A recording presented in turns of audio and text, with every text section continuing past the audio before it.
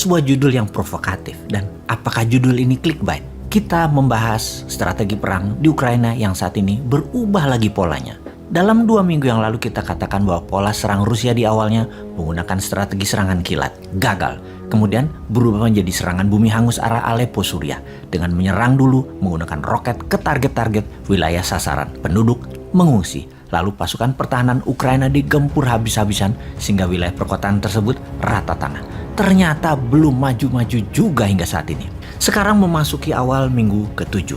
Lain lagi yang dilakukan Rusia sejak minggu lalu. Kita juga mengatakan di awal perang bahwa serangan kilat di target kurang dari 7 hari Kiev lumpuh. Diimpikan tentara pembebasan Rusia tersebut akan diberikan lemparan mawar oleh warga Ukraina. Namun faktanya adalah perlawanan keras tentara Ukraina, perlawanan keras dari rakyat Ukraina dan NATO terus membantu dengan misionaris tentara swasta masuk ke Ukraina.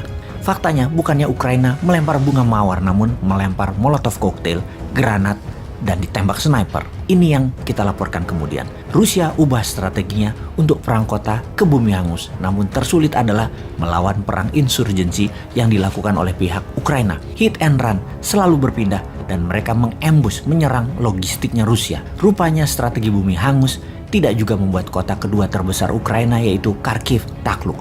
Walau sudah dikepung tentara Rusia. Kalau ibu kota Kiev jauh dari jangkauan roket Rusia sekalipun, tidak bisa maju tentaranya.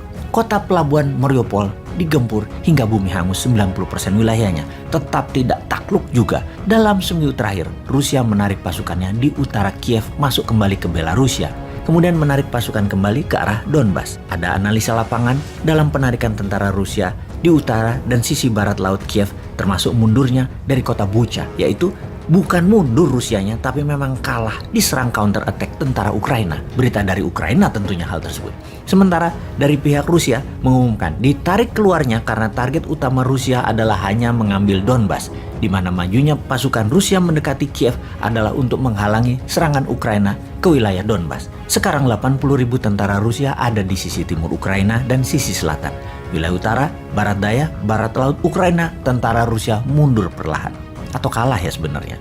Yang pasti banyak pengamat bertanya, benarkah tujuan aslinya ingin mengambil Donbas yang kemudian wilayah itu dijadikan buffer areanya Rusia? Kita tidak tahu. Namun membawa logistik sepanjang 30 mil atau 50 km panjangnya di dalam penyerangan Ukraina kemarin dengan target 1 minggu takluk ternyata gagal.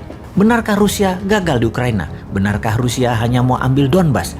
Benarkah bantuan senjata NATO mengalir terus menguntungkan Ukraina? Dan tentara Ukraina lebih siap secara mental terhadap perang dengan Rusia ini. Dengan mundurnya Rusia di utara Kiev, apakah berarti secara kemungkinan 70% Rusia gagal dalam penaklukan Ukraina ini?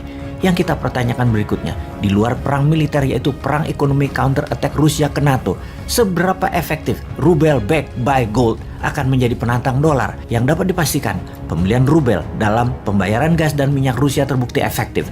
Nilai mata uang rubel meningkat dalam 2 minggu terakhir ini. Kita juga semua tahu, sejak penyerangan Rusia ke Ukraina, Amerika telah membangun kekuatan unilateral untuk banyak negara bergabung melakukan sanksi ekonomi terhadap Rusia, di mana salah satu yang terpenting adalah SWIFT, transfer dolar antar bank yang ditutup dari akses bank Rusia, sangat memukul Rusia. Total, Amerika melakukan 5.314 sanksi kepada Rusia sejak pertengahan Februari 2022. Di antara sanksi tersebut yang terutama melarang dunia, termasuk Eropa, untuk membeli gas dan minyak Rusia. Namun kontras dari pernyataan sanksi tersebut, Amerika malah menambah suplai dari Rusia ke Amerika sebanyak 43% atau 100.000 barel per harinya.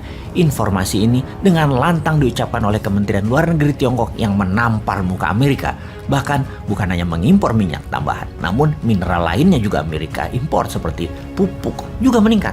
Sementara efek di Eropa, kalau mengsanksi ekonomi Rusia akan membuat negara-negara Eropa menjadi capital outflow atau uang keluar dari Eropa dan masuknya pengungsi ke Eropa serta kekurangan energi di Eropa.